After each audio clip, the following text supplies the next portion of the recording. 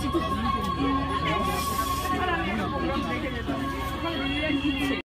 Bengal programme director আন্ডারে আমরা district Ganga কমিটির তত্ত্বাবধানে মানিকচক ব্লক সংলগ্ন মানিকচক ঘাটে রিভার ফেস্টিভ্যাল 2023 মানে নদী উৎসব আমরা অর্গানাইজ করছি।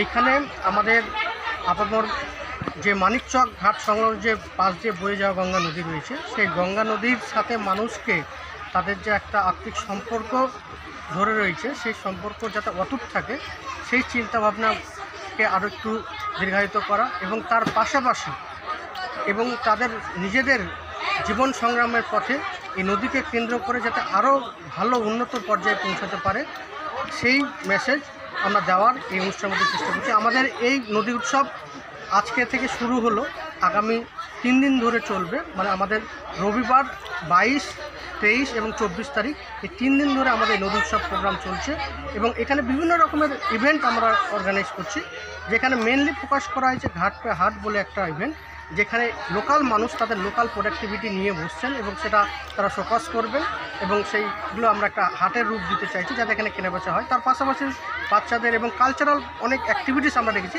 এবং বিশেষ আকর্ষণ হিসাবে রয়েছে আমাদের গঙ্গা আরতি, যেটা আমাদের বাইরের স্টেটগুলোতে হয়, সেই তাকেই আমরা করে এইখানে আমরা করার চেষ্টা করছি।